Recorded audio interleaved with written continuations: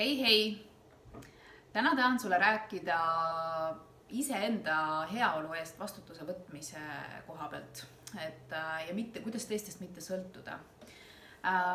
Minul on see idee tulnud sellest, et minu vanemast tütrest, kes on täna 8-aastane, ja temaga käib selline mäng, et ma tahan talle sisendada iseseisvust ja arendada selles suunas teda siis nii-öelda, et ta võtaks rohkem vastutust ja ma annan talle nii-öelda ka enesekindlust, et tema on see, kes on nii-öelda iseenda õnnesepp.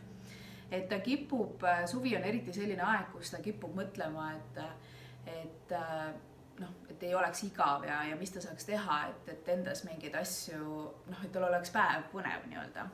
Aga ta kipub mõtlema asju selliselt, et kus on seotud kõik teised inimesed.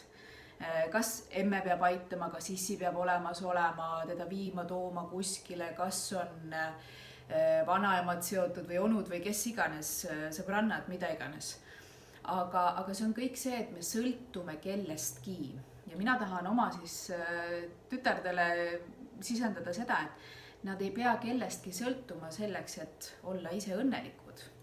Ja mis ma selleks teen, on üks väga-väga hea küsimus, mida ma tahtsin sulle ka täna edasi anda, on see, et mida ma hommikuti püüan ikkagi tüdrukult küsida, et mis on täna see üks asi, mida saad sina või mida sa teed ära selleks, et olla ise õnnelik. Mis on see üks asi, mis sa ära teed, mis sind õnnelikuks teeb? Ehk siis kogu vastutus läheb temale endale. Olgu see, ma ei tea, tema teeb siin neid arbuusijäätiseid omal vahest ja mahlapulga eest nii-öelda. On see, ma ei tea, poodi pudelite viimine, on see, ma ei tea, rulaga sõitmine väljas, mis iganes asi see on. Aga et hakkaks mõtlema seda, et mis ma ise saan ära teha, et mul endal tore ja lõbus päev oleks, et mis teeb mind õnnelikuks, et ma ei peaks kellestki teisest sõltuma ja ootama, et oi näed, tema teeb seda ja ta ei tegele minuga ja nii edasi. Ja see sama asi tegelikult ju läheb ka täiskasvanute ellu. Kui palju me lükkame asju nii-öelda teiste kaela. Ma ei saa seda teha sellepärast, et ma ei tea, riik on nõme, majanduslik olukord on nõme, tööandja on nõme, abikaasa tegi seda, lapsed käituvad nii ja nii edasi, nii edasi, nii edasi. Ehk siis me oleme väga palju sõltuvuses teistest, et näed, ma ei saa sinna minna sellepärast, et sõbranna ei tulnud kaasa või sõber ei tulnud kaasa. Aga ma oleks tahtnud väga-väga minna.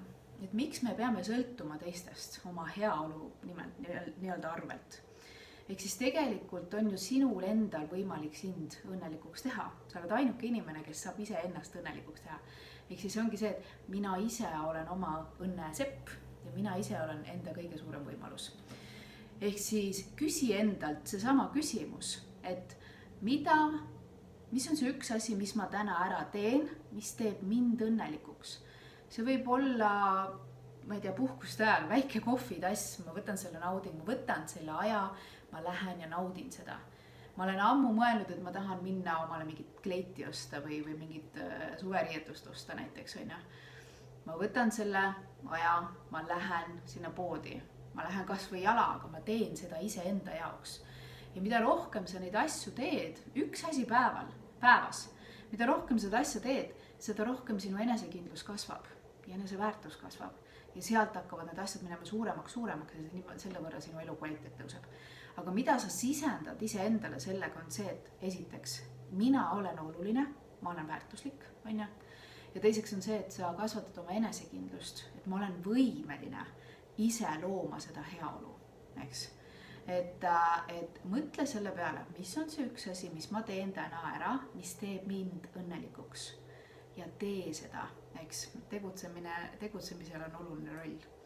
Ja vaata, kuidas sul see nädal enesetunne on. Me kohtume.